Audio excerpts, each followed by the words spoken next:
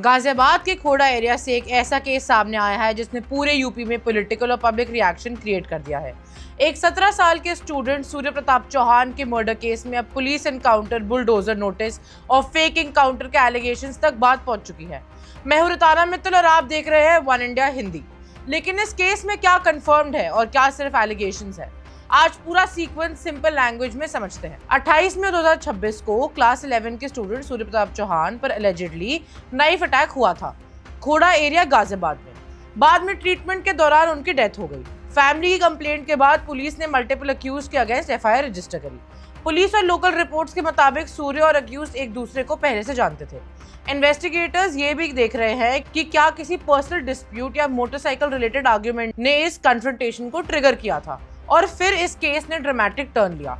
Main accused बताए जा रहे हैं असद को 31 मई 2026 की अर्ली मॉर्निंग में पुलिस एनकाउंटर में मार दिया गया। गाजियाबाद पुलिस का क्लेम क्या है? पुलिस के मुताबिक असद अब्सकॉन्डिंग था, उस पर 50,000 रुपए का रिवॉर्ड भी अनाउंस हुआ था। पुलिस को एलिजिडली इन्फॉर्मेशन मिली कि वो अपने एसोसिएट से मिलने वाला है और भागने से पहले पैसे कलेक्ट करेगा। जब पुलिस ने उसे रोकने की कोशिश की तो पुलिस का कहना है कि असद ने फायरिंग की। उसके बाद पुलिस ने सेल्फ डिफेंस में फायर रिटर्न किया। असद इंजर्ड हुआ, हॉस्पिटल ले जाया गया जहां उसकी डेथ हो गई। लेकिन स्टोरी यहीं खत्म नहीं होती। एनकाउंटर की जो कहानी है वो अभी मेनली पुलिस स्टेटमेंट्स पर बेस्ड है। असद के फैमिली मेंबर्स और कुछ एसोसिएट्स ने क्लेम किया है कि एनकाउंटर फेक हो सकता है और इसी वजह से ये केस और ज्यादा कंट्रोवर्शियल बन गया है। अभी तक किसी कोर्ट या जुडिशियल इंक्वायरी ने ऑफिशियली ये डिसाइड नहीं किया है कि एनकाउंटर जेन्युइन था या फेक, इसलिए दोनों साइड से क्लेम्स को एलिगेशन की तरह ही देखना चाहिए। अब एक और क्लेम सोशल मीडिया पर वायरल हुआ है कि असद के फादर ने मर्डर इंस्टिगेट किया था, लेकिन करंटली अवेलेबल मेनस्ट्रीम रिपोर्ट्स में ये इंडिपेंडेंटली कंफर्म नहीं हुआ है। रिपोर्ट सिर्फ इतना कंफर्म करती है कि एफआईआर में मल्टीपल अक्यूज नेम्ड हैं, कुछ अरेस्ट भी हुए हैं और पुलिस वाइडर कॉन्स्पिरेसी इन्वेस्टिगेट कर रही है।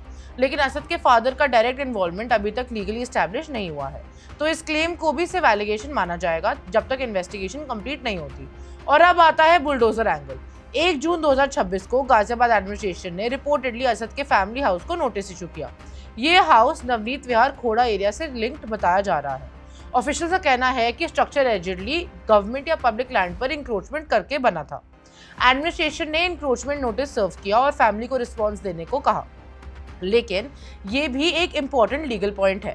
अभी तक ये कंक्लूसिवली पब्लिक रिकॉर्ड्स में एस्टैब्लिश नहीं हुआ है कि लैंड का एग्जैक्ट लीगल स्टेटस क्या है, पूरा स्ट्रक्चर इलीगल है या पार्शली इंक्रोचिंग और एक्चुअल डिमोलिशन होगा भी या नहीं। तो फिलहाल एक्यूरेट स्टेटमेंट ये है, एडमिनिस्ट्रेशन ने इंक्रोचमेंट प्रोसीडिंग स्टार्ट कर दी हैं, लेकिन अभी ये कहना प्रीमेच्योर होगा कि हाउस डेफिनेटली बुलडोज ही किया जाएगा या नहीं। केस पॉलिटिकली भी काफी सेंसिटिव बन गया है। UP deputy CM Keshav Prasad Maurya ने कहा कि अक्यूज को स्ट्रिक्ट पनिशमेंट मिलेगी। मायावती ने भी इंसिडेंट को ट्रैजिक बताया एंड स्ट्रॉन्ग एक्शन की डिमांड की। वहीं सूर्य प्रताप चौहान की मदर ने पब्लिकली एनकाउंटर को सपोर्ट किया और बाकी अक्यूज के अगेंस्ट भी स्ट्रिक्ट एक्शन की डिमांड की। तो दोस्तों, इस पूरे केस में सबसे इंपॉर्टेंट चीज क्या है? फैक्ट्स और एलिगेशंस में डिफरेंस समझना, क्योंकि इन्वेस्टिगेशन अभी चल रही है और जब तक कोर्ट या ऑफिशियल इंक्वायरी फाइनल कंक्लूजन ना दे तब तक हर क्लेम को वेरीफाइड फैक्ट की तरह प्रेजेंट करना सही नहीं होगा। आपका इस केस पर क्या ओपिनियन है, हमें कमेंट्स में जरूर बताइए। Subscribe to One India and never miss an update. Download the One India app now.